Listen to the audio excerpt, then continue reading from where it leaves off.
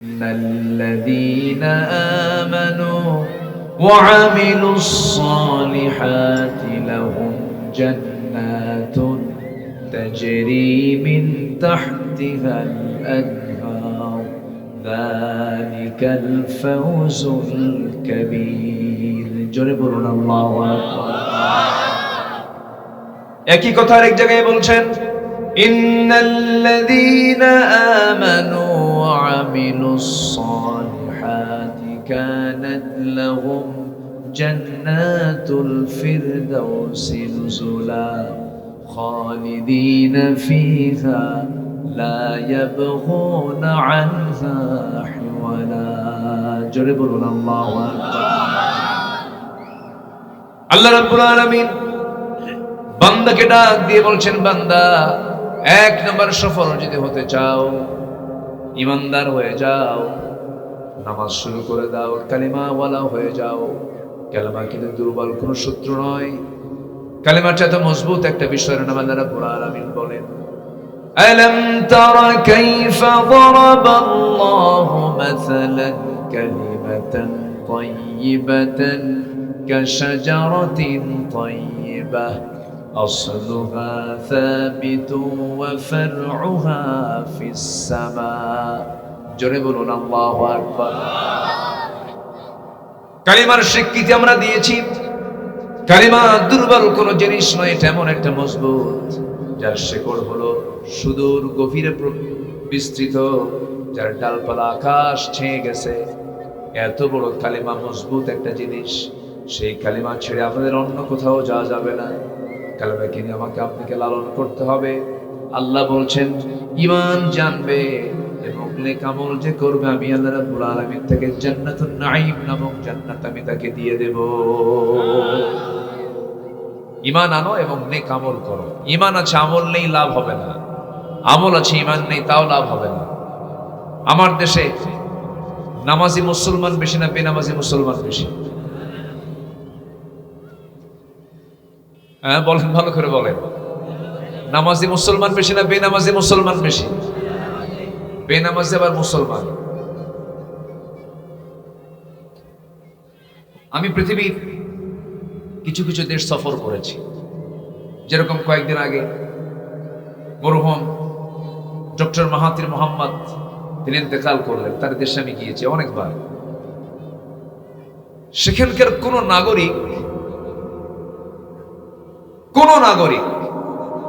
কোরআন সহি করে পড়তে পারে না এমন নাগরিক আমার চোখেই পড়ে না ওদের সিলেবাসের সিস্টেমটাই হলো কোরআনটা তাদের আলটিমেটলি এমনি ছোটবেলাতে 5 থেকে 6 পারা মুখস্থ হয়ে যাবে সিস্টেমটাই এরকম আর আমার দেশের সিস্টেম হলো মাস্টার্স ডিগ্রি নিয়ে ফেলবে বিসিএস ক্যাডার হবে অনেক চড়াই উত্তরাই পেরিয়ে পুরস্কারগুলো আনবে কৃতিত্বগুলো আনবে কিন্তু দিন শেষে সে যখন নামাজে দাঁড়ায়া যায় তখন ওই ব্যক্তিকে কোরআন পর্যন্ত লানত করে যেরকম নাউযুবিল্লাহ কোরআন বান্দাকে কখন লানত করে প্রশ্ন করুন কোরআনকে কোরআন তুমি বলে দাও তুমি বান্দাকে কখন লানত করো কোরআন সুন্দর করে বলে দিচ্ছে রুব্বা কারিন লিল কুরআনি ওয়াল কুরআন ইয়ালআনু কোরআনটাকে লানত করেছে বান্দা কোরআনটাকে সহি করে পড়ে না তাহলে কোরআন পড়ার আগ্রহ জানার আগ্রহ ইসলাম কম দিয়েছে না বেশি দিয়েছে আসতে বলুন কম দিয়েছে না বেশি দিয়েছে বেশি দিয়েছে সম্মানিত বন্ধুগণ আমার দেশে বহু ইমানদার আছে সুদ খায় নামাজও নাই সুদের কারবার করে নাম সরাসরি নাম আছে ঈমান আলী কি নাম ঈমান আলী বিশাল মুহাম্মদ ঈমান আলী এত সুন্দর নাম নামাজ পড়ে না যখন বলা হয় নামাজ পড়ো না কেন হুজুর নামাজে একটু ওযু করা কষ্ট খুব মুসিবত হয় খুব কষ্ট হয় অথচ নামাজটা আদায় করা প্রত্যেক বালেগের জন্য আল্লাহ তাআলা কি করে দিয়েছেন আসতে বলবেন না কি করে দিয়েছেন পৃথিবীতে যত অপরাধ আছে এর মধ্যে সবচেয়ে বড় অপরাধ হলো আল্লাহর কাছে হলো নামাজ ছেড়ে দেওয়া নামাজ ছেড়ে দেওয়ার মতো বড় অপরাধ পৃথিবীতে আর দ্বিতীয়টা নাই কার কাছে আমরা এ পর্যন্ত বহু নেতা দেখলাম 53 বছরে, আমরা 53 বছরের 25 বছর একজনকে দেখেছি, 16 বছর আরেকজনকে দেখেছি, 9 বছর আরেকটা টিমকে দেখেছি, 25 বছর, 16 বছর, 9 বছর আমরা বহু লোককে ক্ষমতায় আসতে দেখলাম, যেতে দেখলাম। কিন্তু যারা এই ক্ষমতার মসজিদে বসেছিলেন তারা ম্যাক্সিমাম মুসলমান ছিলেন, কিন্তু ইসলাম দিয়ে তারা সমাজ রাষ্ট্র পরিচালনা করেন না। সম্মানিত ভাইয়েরা, যদি আমাদেরকে গালমন্দ করা হয়, যদি আমাদেরকে নিয়ে বাজে উক্তি করা হয়, এই কথা থেকে, এই সিদ্ধান্তকে এক চুল পরিমাণ নড়ব না। সৃষ্টি যার, হুকুম চলতে হবে তার। আসতে বলেন, হুকুম চলবে কার? এই বিষয়টা আমরা খেয়াল করবো সবার আগে। সাবরেইনটি, সকল সার্বভৌমত্বর একমাত্র মালিকানা কার? আমার বন্ধুগণ, ঈমানটা মজবুত অনয়ন করতে হবে, এরপরে আমলে সালেহটা করতে হবে। আমার নবীজির জীবনের শেষ হজ যে রাসূল করেছেন, আম্মা জান আয়েশাকে সাথে নিয়ে হজ করেছেন।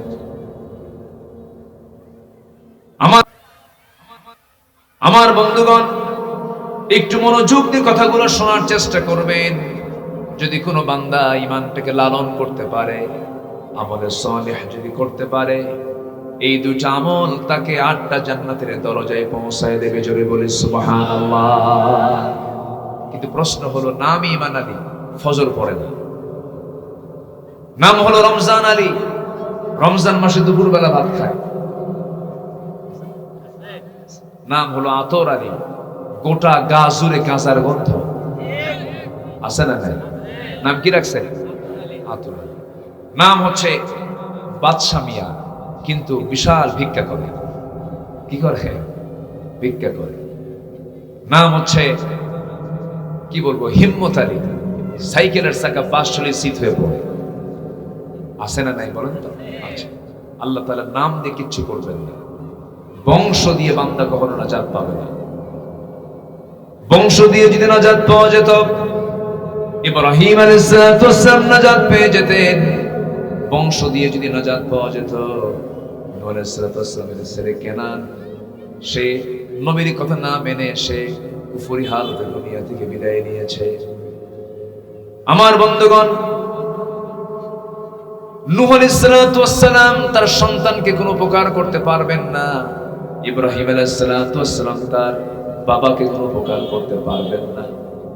এরপরে আবু তালেবকে রাসূল কিছু করতে পারবেন না। এত বড় সম্মানিত ব্যক্তি হওয়ার পরও যাদের ব্যাপারে কিছুই করতে পারবেন না, এটার মূল কারণ হলো ওই সমস্ত লোকদের মধ্যে, আমার বন্ধুগণ, একটু কান লাগাবেন, একটু জিকির করি, লা ইলাহা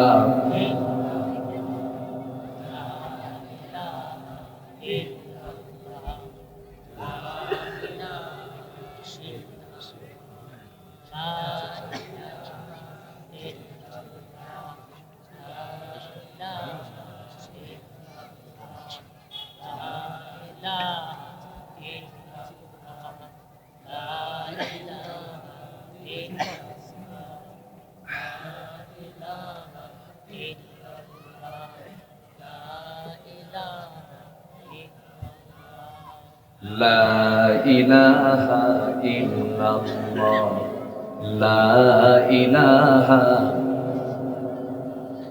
লা ইলাহা, লা ইলাহা ইল্লাল্লাহ মুহাম্মাদুর রাসূলুল্লাহ সাল্লাল্লাহু আলাইহি ওয়াসাল্লাম। সফল যদি হতে চাই, আমরা মোটামুটি 9টা কাজ আমরা আজকে শিখে যাব। এর মধ্যে হলো আমরা ঈমান আনবো এবং নেক আমল করব। আমরা রাজি আছি তো সবাই? ইনশাআল্লাহ সবাই রাজি আছি তো? ঈমান আছে, নেক আমল নেই, কাজ হবে না। নেক আমল আছে, ঈমান নেই, তাও কাজ হবে না। পৃথিবীতে বহু নেক আমল করা লোক আছে যাদের ঈমান নাই। যেরকম আমেরিকার একজন বড় ধনী বিল গেটস আছে। সেই বিল গেটস হাজার হাজার কোটি টাকার মালিক, রেড ক্রসকে দিয়েছে, দান করেছে। কিন্তু বিল গেটসের এই দান, এই নেক আমল জান্নাতের কোনো কাজে আসবে না। কারণ কি নাই? আসতে বলবেন না, কি নাই? ঈমান নাই। আবার ঈমান আছে কিন্তু তার মধ্যে কোনো আমল নাই। সে সুদের কারবার করে, সে জেনার কারবার করে, তারপরে বান্দার হক নষ্ট করে, কবিরা গুনার দিকে ছুটে চলে যায়। তাহলে ওই ঈমান দিকে সে জান্নাত পাবে? পাবে না। তাহলে ঈমানও লাগবে, আমলও লাগবে। আল্লাহ তাআলা যেখানে ঈমানের কথা বলেছেন সেখানে আমলের কথা বলেছেন। আল্লাহ রাব্বুল আলামিন বলেন, সফল যদি হতে চাও ঈমান আনো, আমলে সালিহ করো। আল্লাহ রাব্বুল আলামিন একই স্টাইল অন্য জায়গায় বলছেন, ইন্নাল্লাযীনা আমানু ওয়া আমিলুস সালিহাতি কানাত লাহুম জান্নাতুল ফিরদাউসি নুজুলা খালিদিনা ফিহা লা ইয়াবগুনা আনহা হিওয়ালা। জোরে বলুন আল্লাহু আকবার। এটা হলো সূরা কাহফ। আবার সূরা বুরুজ আল্লাহ রাব্বুল আলামিন বলছেন, ইন্নাল্লাযীনা আমানু ওয়া আমিলুস সালিহাত লাহুম জান্নাতুন তাজরি মিন তাহতিহাল আনহার যালিকাল ফাওজুল কাবীর। জোরে বলুন আল্লাহু আকবার। ঈমানটা বড় শক্তিশালী একটা বিষয়। ঈমান আনা মানে বাতিল শক্তির মুখোমুখি হয়ে যাওয়া। দেখবেন আমার দেশে বহু ঈমানদার আছে, বাতিলের সঙ্গে মিশে মিশে চলে। দীর্ঘ 16 বছর চলে গেছে। এই 16 বছরে বহু আলেমকে আমরা দেখেছি, তাদের মামলা তো দূরের কথা, তাদের গায়ে একটা আঁচড় পর্যন্ত লাগে নাই। বাইতুল মুকাররমের খতিব কওমি জননী খেতাব দিয়ে খুতবার দায়িত্ব নিলেন। 5 আগস্ট চলে এলো, তারপর থেকে নিখোঁজ সংবাদ খতিব নাই। 2 সপ্তাহ পর মসজিদের মেম্বার দখল করার জন্য এসে সাঙ্গপাঙ্গ নিয়ে যখন ঢুকতে চাইল, ঢুকতে পারেনি। জুতার বৃষ্টি শুরু হয়ে গেছে। বিকেল বেলা বলতেছে, আল্লাহর রহমত আমার উপরে আছে, অল্পের জন্য জুতার বাড়ি একটাও আমার গায়ে লাগে নাই। আমার কথা কি বুঝতেছে? আজকে যদি গোটা উলামা সমাজ যদি এক হতো, কোন বাতিল শক্তি বাংলার জমিনে টিকতে পারতো না। কিন্তু দুঃখ লাগে, একজন শাইখুল হাদিস, আমি স্বীকার করে নিচ্ছি, হাদিস বিশারদ, গণজাগরণ মঞ্চে গিয়ে উনি বলে ফেললেন, আমার গণজাগরণ মঞ্চে এসে আমি এদের সাথে একাত্মতা ঘোষণা করতে পারাই আমি আমার জীবনের শ্রেষ্ঠ কাজটা করতে পারলাম। আমি গর্বিত মনে করছি। যেরকম নাউজুবিল্লাহ, জোরে বলি নাউজুবিল্লাহ। তওবা করুন, তওবা করা উচিত। সম্মানিত ভাইয়েরা, ঈমান আনা মানে নিজের জীবনটাকে হিংস্র জন্তুর সামনে প্রস্তুত করে দেওয়া। সম্মানিত ভাইয়েরা, সম্মানিত বন্ধুগণ, দীর্ঘ 16 বছর আমরা বুক উঁচু করে কথা বলতে পারিনি। বুক উঁচু করে কথা বলতে গেলে আমাদের কণ্ঠনালী চেপে ধরা হয়েছে। ভাইজান বললেন, মঞ্চে আসতে দেয়নি। রাস্তায় রওনা দিয়েছি, রাস্তায় মানা করে দিয়েছে, হুজুর আপনি আসতে পারবেন না, 144 জারি হয়ে গেছে। আজকের মাহফিলে যে সব উপস্থিত হয়েছেন, বলেন তো থানার কাছ থেকে কি কমিটির কোনো অনুমতি লাগছে? আসতে লেগেছে অনুমতি? বরঞ্চ থানায় ফোন দিয়ে কয়, হুজুর কিছু কি লাগবে, কোনো সহযোগিতা কি লাগবে, আমাদের কোনো প্রোটোকল কি পাঠাবো? কেন? এই চিত্র চেঞ্জ করার পেছনে মূল অবদান পৃথিবীর কারণ, মূল অবদান কার? আসতে বলবেন না, মূল অবদান কার? এটাকে কাজে লাগাতে হবে। নিজের চারিত্রিক মানকে উন্নত করতে হবে, ঈমানের তেজস্বিকতা আনতে হবে, নেক আমলগুলো বাড়াতে হবে, সফলতার সব কন্ডিশনগুলো পূরণ করতে হবে। এখনো বাতিলদের প্রেতাত্মারা কিন্তু আমার দেশে ঘোরাফেরা করছে, আছে না নাই? বুকটা ফেটে যায়। মুস্তাফা সরওয়ার ফারুকীর মতো একজন সমকামী লিফট টুগেদারে বিশ্বাসী সে উপদেষ্টার মতো জায়গায় সে যায় কেমনে? বড় কপাল। আবু সাইদ জীবন দিয়েছে, আবার আবু সাইদের মৃত্যুকে অনেকে বলে সে তো শহীদ না। দেখেন কি কি মানে এত দুষ্ট আমার দেশের কিছু মানুষ আছে। আবু সাইদ নাকি শহীদ না কেন? কিসে তো কোনো ধর্মীয় যুদ্ধে মারা যায় না। সম্মানিত বন্ধুগণ, সম্মানিত ভাইয়েরা, চাপা বহু মারা যায়, বহু বক্তৃতা দেওয়া যায়, যত রক্ত লাগে দেব, প্রয়োজনে লোক পাঠাবো, আমি যাব না। কি ঠিক কিনা? এরকম লোক আছে না নাই? আবু সাইদ কি তা করেছে? শহীদ মুগ্ধ কি তা করেছে? এরা নামাজি ছেলে, পরহেজগার ছেলে। আমি গিয়েছি তার বাড়িতে, তার বাপ মার কিছু কথা শুনেছি তার মুখ থেকে, তার ব্যাপারে কিছু কথা শুনেছি। যদি কোনো লোক শুক্রবারে মারা যায় সে শহীদ, যদি কেউ আগুনে পুড়ে মারা যায়, পানিতে ডুবে মারা যায় সে শহীদ, রোড অ্যাক্সিডেন্টে মারা যায় সে শহীদ, তার মধ্যে যদি ঈমান থাকে। আর 18 কোটি জাতিকে মুক্ত করার জন্য জুলুম শাহী থেকে বুকের তাজা প্রাণ ঢেলে দিল, তার মৃত্যু নিয়ে যারা প্রশ্ন উত্থাপন করে ওরাই মুনাফিকের বাচ্চা, ওরাই মুনাফিকের বাচ্চা। বদমাইশ কিছু আছে, আছে না নাই? বলেন তো আছে না নাই? সম্মানিত বন্ধুগণ, ইমানদার অচেতন হবে না সচেতন হবে? বলেন, ইমানদার চুপ থাকবে না প্রতিবাদী হবে? প্রতিবাদী হবে। যে ঈমান কথা বলে না, যে ঈমান প্রতিবাদ করে না, যে ঈমান বাতিলের সামনে দাঁড়ায় না, ওটা ঈমান নয়, এটা ভণ্ডামি। আমরা এমন ঈমান আনবো, জোরে বলি ইনশাআল্লাহ। কি সাহস আসিয়ার, কি সাহস! সেই এক সাহাবী খুবাইব ইবনে আদি রাদিয়াল্লাহু তাআলা আনহু, আল্লাহু আকবার, আসিয়া আলাইহিস সালাতু ওয়াস সালামকে, আসিয়া আলাইহিস সালাতু ওয়াস সালামকে তার হাজবেন্ড, তার স্বামী কে বলেন? ফেরাউন বলে ফেললো, আসিয়া শুনলাম তুমি নাকি কালেমা পড়ছি, ঈমান আনছো। আসিয়াকে শুনবেন কেন? দেখেন লা ইলাহা ইল্লাল্লাহ লাইভে চলে আসছে। কিসে চলে আসছে? লাইভে। লাইভে আসে না? দেখেন না, লাইভে আসে। উনি প্র্যাকটিক্যাল লাইভ এসে বলছেন আমার সামনে, আপনি শুনবেন কেন? দেখেন ভিডিও লাইভ, দেখেন লা ইলাহা ইল্লাল্লাহ। ফেরাউন বলে, আসিয়া তুমি এত বড় বেঈমান, দেখেন বেঈমান কি করে, তুমি এই কাজটা করলা? আসিয়া বলছেন, আমি তো সত্য কাজ করেছি, আমি আপনার শুভাকাঙ্ক্ষী, আপনিও কালেমা পড়ে মুসলমান হয়ে যান। দাওয়াতও দিচ্ছেন তার স্বামীকে। বুকে কোনো ভয় আছে? বুকে কোনো ভয় আছে? ফেরাউন বলল, আসিয়া তুমি কি জানো এটার ফলাফল কি হতে পারে? আসিয়া বলছেন, এটার ফলাফল হয়তো মৃত্যু হতে পারে। এই তো, আপনি আমাকে মেরে ফেলবেন, এই তো করতে পারবেন, এর চাইতে বেশি কিছু করতে পারবেন না। আমি আমার আল্লাহর সান্নিধ্যে চলে যাব। জোরে বলে সুবহানাল্লাহ।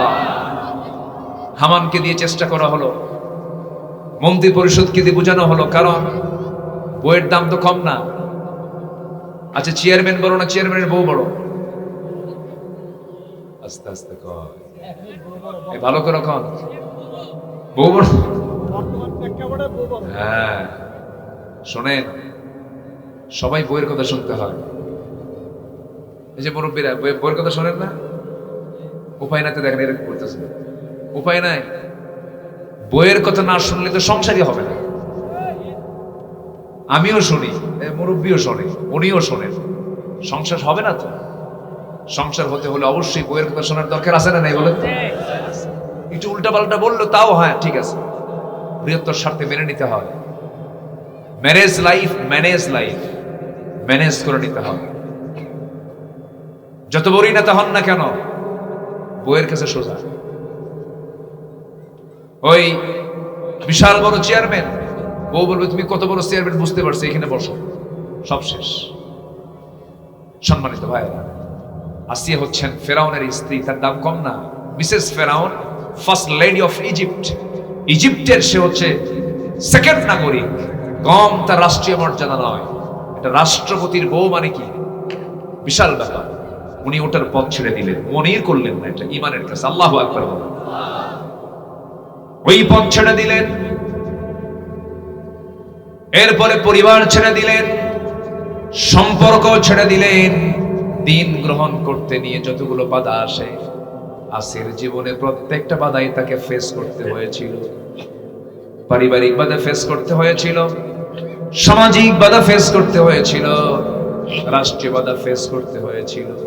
আহারে, আসির আলাইহিস সালামকে নিয়ে সর্বশেষ যখন চূড়ান্ত সিদ্ধান্ত হলো তাকে আগুনে পড়তে, তাকে করাত দিয়ে চিড়ে দুই টুকরা করে দুনিয়া থেকে বিদায় করে দেবে। আসির আলাইহিস সালামের সামনে ফেরাউন সর্বশেষ আলটিমেটাম নিয়ে এসলো, বলল আসিয়া এখনো সময় আছে, তুমি কি করবা বলো, তোমাকে এখনো বাঁচানো সম্ভব হবে, নচেত সিদ্ধান্ত হয়ে গেছে, আমরা সবাই সিদ্ধান্ত নিয়েছি তোমাকে করাত দিয়ে চিড়ে দুই টুকরো করে দুনিয়া থেকে বিদায় করে দেব। আসিয়া বলছেন, স্বামী আমার, আপনি ইমানটাকে হারা করতে চাচ্ছেন, আপনি আমার ব্যাপারে যে প্ল্যান নিচ্ছেন, আল্লাহর কসম করে বলি আমি আমার নাকের মধ্যে জান্নাতের ঘ্রাণ পেতেছি। আপনি যা করেন করে ফেলেন।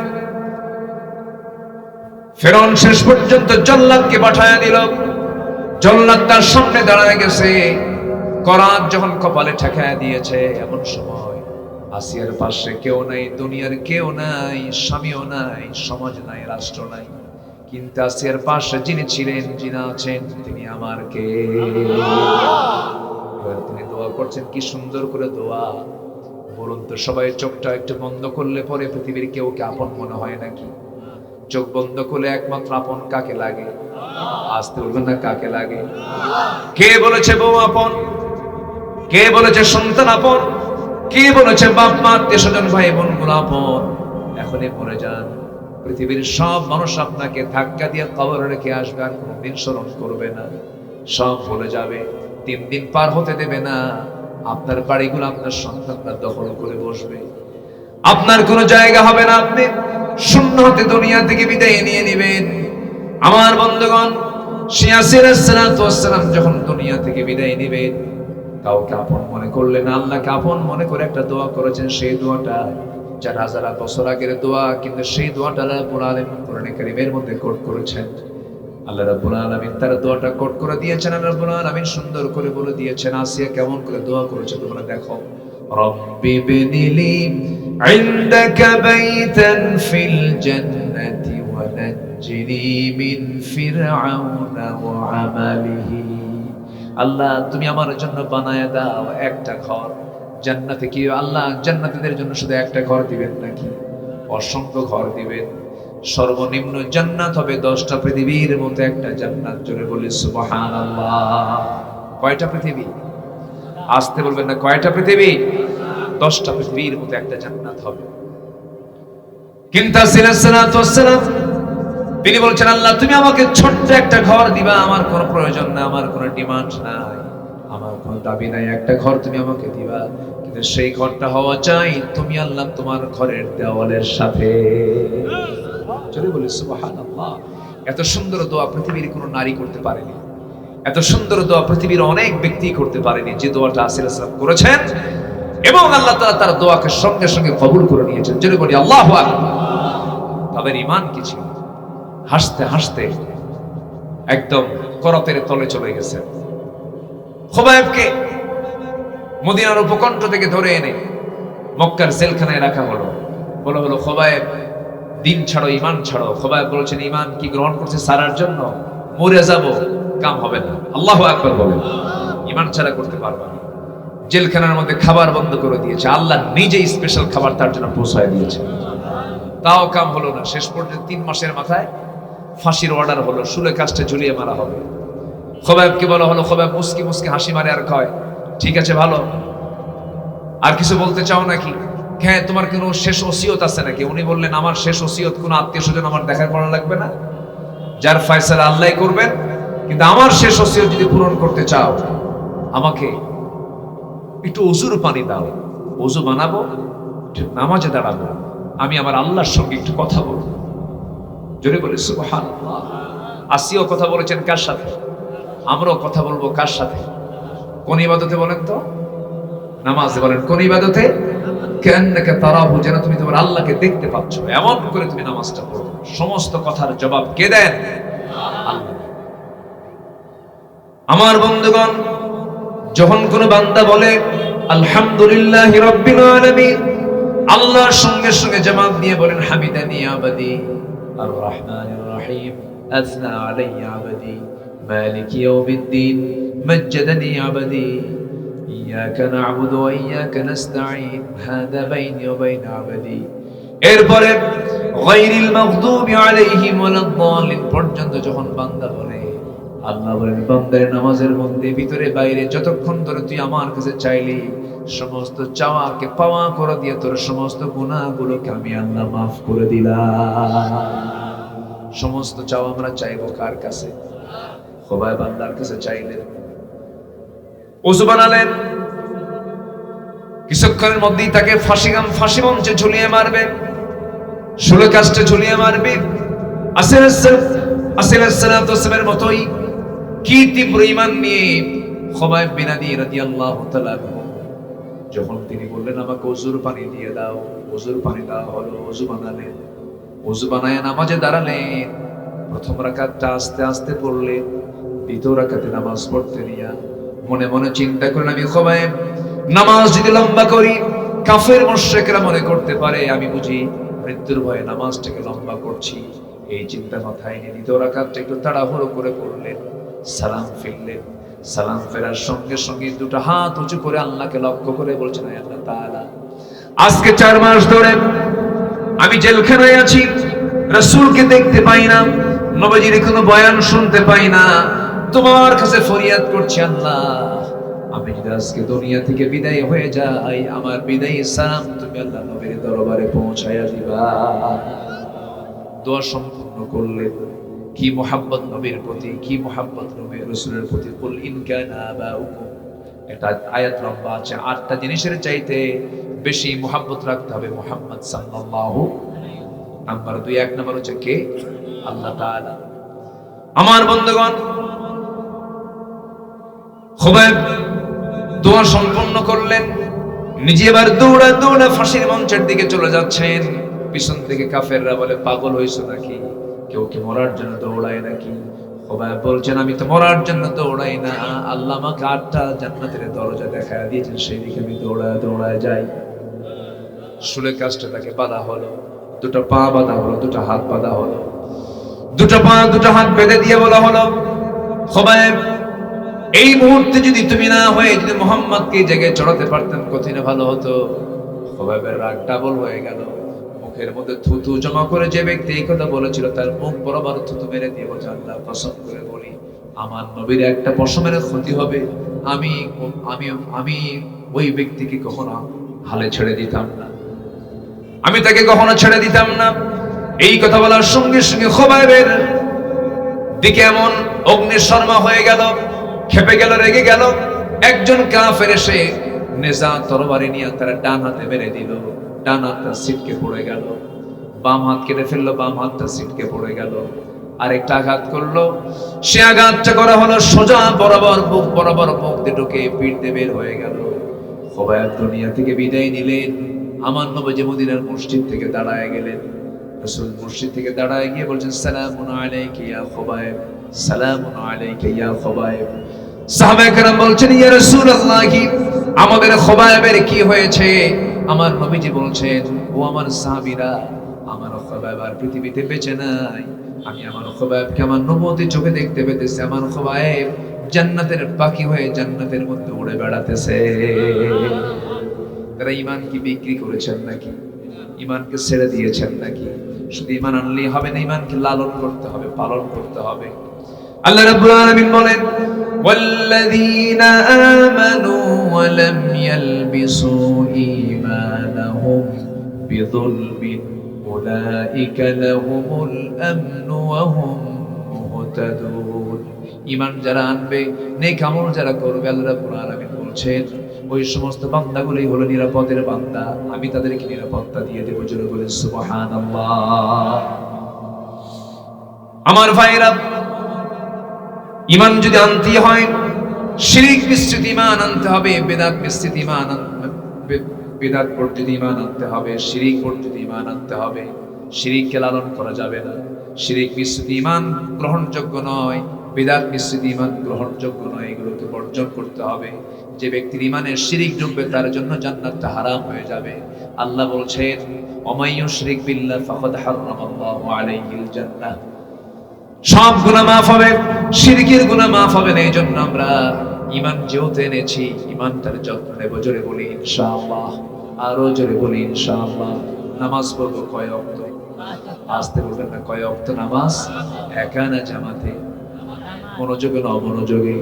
যে নেতাগুলো নামাজ পড়ে না, সেই নেতার কোনো আনুগত্য করা যাবে না। যে নেতা আপনাকে জাহান্নামের ভয় দেখাবে না, তার কোনো আনুগত্য করা যাবে না। অনেক জনসভা আমার দেশে হয়, বহু দলের জনসভা হয়, দেখবেন বহু জনসভায় নেতাও যায়, কর্মীও যায়, জনসভায় অংশগ্রহণ করলো, যোহর গেল, আসর গেল, মাগরিব গেল, নেতা নিজেও নামাজ পড়লো না, কর্মীরাও নামাজ পড়লো না।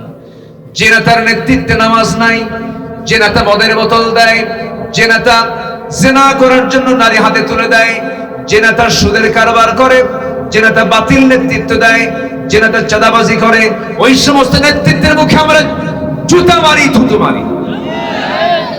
বহু কিছু দেখেছি, আমরা আর দেখতে চাই না। আমরা আগামীর দেশকে আমরা কোরআন দিয়ে সাজাবো। রাজি আছেন তো? তার আগে নিজের জীবনকে কি দিয়ে সাজান দরকার? বলেন, কি দিয়ে সাজান দরকার? কিন্তু জাতি কি করে জানেন?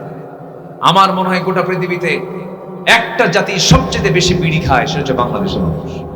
হাই রে, বিড়ি খায়। বলেন তো, আপনার গ্রামের লোক বিড়ি কম খায় না বেশি খায়? বেশি খায়। স্বাধীনতার পর থেকে আজ পর্যন্ত যতগুলো বাজেট এসেছে, প্রত্যেকটা বাজেটই বিড়ির দাম কমে না বাড়ে? বিড়িওয়ালা খায়, প্রয়োজনে বাড়ি বেচবো তাও খাবো, ঠিক কিনা? খাবো। এমন ইমানদার বিড়িটাও ছাড়তে পারে না। সকল নেশা, আল্লাহ তাআলা আমাদেরকে নেশা থেকে বাঁচান। জোরে বলি আমিন, আরো জোরে আমিন। সম্মানিত ভাইয়েরা, ঈমান আনা মানে বাতিলকে প্রত্যাখ্যান করা। বাতিল সাথে নিয়ে ঈমান কখনো লালন করা যায় না। নাম্বার 2, একটা বলতেই তো চলে গেল প্রায় 1 ঘন্টার মতো। 9টা কাজ আছে, আমরা শিখে যাব। আমি শাব্দিকভাবে বলে ফেলব। মাঝখানে আমি হঠাৎ করে তীব্র অসুস্থ হয়ে পড়েছিলাম, ভাই একটু টের পাইছি। মানুষের কখন কি হয়ে যায় এটা বলা মুশকিল। আমার মাঝখানে মাথা ঘুরে গেছে আমার, এরকম হয় না অনেক সময়? আমি কথা বলতে বলতে আমি কেমন যেন আমি নিজেকে ব্যালেন্স করতে পারছি না। তো আপনাদের দোয়ায় আল্লাহ তাআলা স্বাভাবিক করে দিয়েছেন। বলি আলহামদুলিল্লাহ, জোরে বলি আলহামদুলিল্লাহ। পৃথিবীতে কার কখন কি হয়ে যায় বলা মুশকিল। আমরা দুনিয়াতে আছি, আমরা আল্লাহর কাছে কখন যাব বলেন তো? কখন যাব বলেন? যখন তখন। কখন যাব? যখন তখন, হঠাৎ করেই নাই। অতএব সবচেয়ে বড় অস্ত্র হচ্ছে ঈমান। ঈমানটাকে আমরা লালন করব। এরপরে হচ্ছে তাসকিয়া, পরিশুদ্ধতা।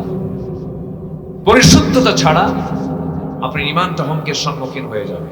قد أفلح من تزكى, এটার ব্যাখ্যা দিতে গেলে বহু সাহাবী লাগবে, বহু আল্লাহর পয়গম্বরদের কিছু মিসাল লাগবে, এক্সাম্পল লাগবে, তারা কেমন নফসের শুদ্ধতা করেছেন। যুদ্ধের ময়দানে সাইয়েদনা আলী এক কাফেরকে মেরে জমিনে ফেলে দিলেন। বুকের উপর উঠে বসে আছেন, তরবারি দিয়ে তার কলিজা ছেদ করে দিবেন। শত্রু তো। হঠাৎ করে নিচে পড়ে থাকে সেই ব্যক্তি, মুখের মধ্যে থুতু জমা করে সেই থুতু আলীর মুখ বরাবর মেরে দিয়েছে। আস্তে করে আলী আর না মেরে তার বুকের উপর থেকে তিনি উঠে চলে আসলেন এবং তাকে বললেন, তোমাকে আমি মুক্ত করে দিলাম, তুমি এখন চলে যাও। সেই বেচারি বলতেছে, আমি আপনার মুখে থুতু নিক্ষেপ করার কারণে তো আপনার রাগ আরো বেশি হয়ে যাওয়ার কথা, আপনি তো আরো আগে মারার কথা ছিল। সাইয়েদনা আলী বললেন, আমি তোমাকে ছেড়ে দিলাম এই জন্য, আগের রাগ ছিল হলো দ্বীনের জন্য। আগের রাগটা ছিল আমার একমাত্র, তুমি নবীর দুশমন, আল্লাহর দুশমন হয়ে এসেছো, আমি তোমাকে দুনিয়া থেকে বিদায় করতাম। কিন্তু তুমি আমার মুখে যখন থুতু মেরেছো তখন আমার ব্যক্তিগত রাগ এখানে জমা হয়েছে। আমি তোমাকে যদি আঘাত করতে যাই কিয়ামতের দিন আল্লাহ তাআলা আমাকে খুনির কাতারেও দাঁড় করাতে পারতেন। সুবহানাল্লাহ বলবেন না? এটার নাম হচ্ছে তাসকিয়া, শুদ্ধতা। এই জ্ঞান অর্জন করার দরকার আছে না নাই? আছে। নিয়তটা কেমন? ফজরের সময় আপনার মসজিদে যেতে হবে। আপনি যে ঘরে শুয়ে আছেন, জানালা আছে না নাই? জানালা খুললে কি, জানালা দিয়ে কি ঢোকে? বাতাস ঢোকে। আজান ঢোকে না?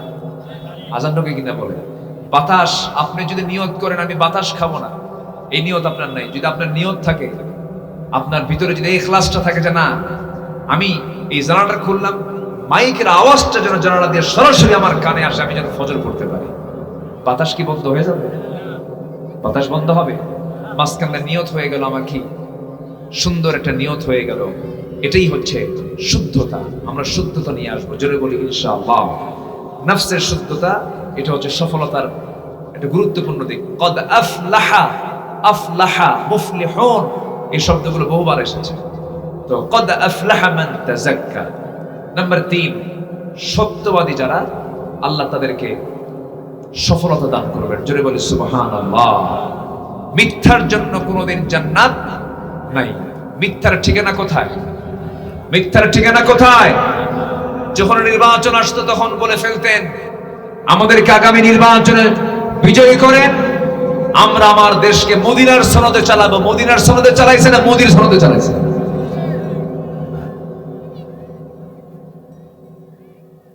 মিথ্যা।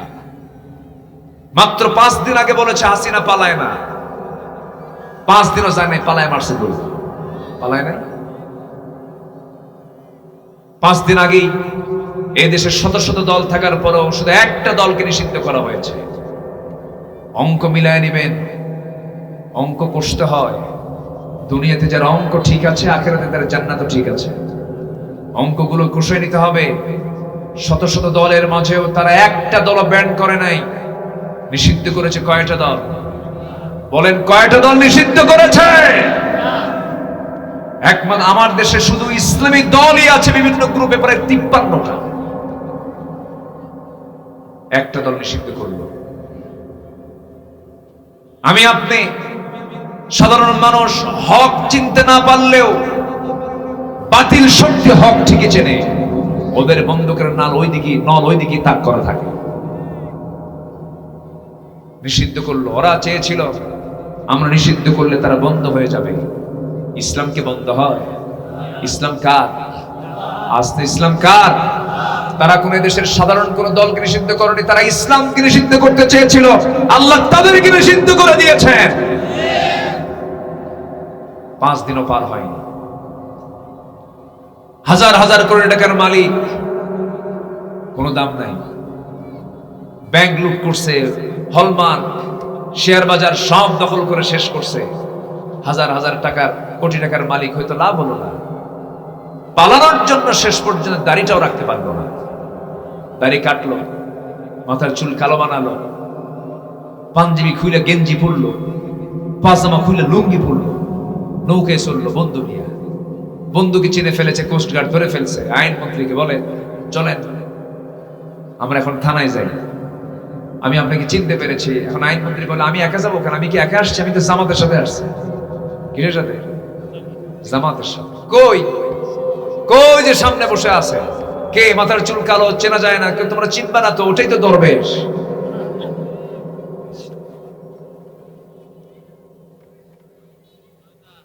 সম্মানিত ভাই, কি চিত্র আমাদের তালিকা করেছে বিগত 2 বছর আগে 116 জন আলেমের। এই শামসুদ্দিন মানিক, ওই যে মাঝে মাঝে বলতে আমি সাইদির ফাঁসির রায় দিয়েছি, তালিকার 2 বছরও পার হয়নি। আলেমদের রক্ত বড় বিষাক্ত। আসতে কবেন না, জোরে বলেন ঠিক কিনা? যুগে যুগে যারা আলেমদের গায়ে হাত দিয়েছে, নবীদেরকে যারা প্রশ্নবিদ্ধ করেছে, সময়ের ব্যবধানে খতম করে দিয়েছেন তিনি কে? নমরুদকে ন্যাংরা ওষুধে বিদায় করেছেন কে? ফেরাউনকে পানিতে চুবায় মেরেছেন কে? সে আল্লাহ। আছে না নাই? আসতে বলবেন না, আছে না নাই? তিনি কি এখন কম শোনেন? তিনি কি এখন কম দেখেন? যা দেখতেন এখনো তাই দেখেন, ঠিক কিনা? শেষ পর্যন্ত মানিক পালানোর জায়গা না পেয়ে কলার পাতায় শুয়ে থাকলো। সিলেটবাসী তাকে অনেক সুন্দর আপ্যায়ন করেছে, শেষ পর্যন্ত বিসি শুদ্ধ আউট করছে। জানেন না আপনারা? জানেন না? সম্মানিত বন্ধুগণ, ইতিহাস থেকে শিক্ষা নিতে হবে, আমরা সত্যবাদী হব। জোরে বলি ইনশাআল্লাহ। ইমানদারের মুখ থেকে কখনো মিথ্যা কথা বের হতে পারে। নাম্বার 4 হলো তাকওয়া অর্জন করতে হবে। নাম্বার 5 হলো ধৈর্যশীলতা আনতে হবে। নাম্বার 6 হলো আল্লাহর রাসূলের আনুগত্য করতে হবে। নাম্বার 7 হলো সৎ কাজের আদেশ দেব, অসৎ কাজের বাধা দেব। এগুলো হচ্ছে সফলতার মাপকাঠি। সফল হতে হলে এগুলো সমস্ত কাজগুলো করতে হবে। নাম্বার 8 হলো তওবা করতে হবে। নাম্বার 9 হলো প্রকৃত মুমিন হওয়ার যে সমস্ত গুণ, সেই গুণগুলো অর্জন করতে হবে। মুমিন জীবনের 1 নাম্বার গুণ হলো আযান শোনার সঙ্গে সঙ্গে কোথায় চলে যাওয়া। আধা ঘন্টা আগে আযান হয়ে গেছে, আমি আর সময়টাকে বাড়ালে এটা নিয়ে একটু সমালোচনাও হতে পারে। আমার দেশে আবার সমালোচক একটু বেশি। আর ইদানিং ফেসবুক হওয়াতে, বুঝলেন, বাড়ির বউয়ের সঙ্গে গন্ডগোল তাও ফেসবুকে দেয়। আমার বউ আজকে আমার সঙ্গে এই আচরণটা করেছে, জাতি বিচার করেন। হ্যাঁ, ফেসবুকের প্ল্যাটফর্মে বিচার চায়, এরকম আহম্মক মার্কা কিছু লোক আছে না? বলেন তো, আছে না? ফেসবুকে গীবত হয় না? আজকে ফেসবুকে গীবত হয় না?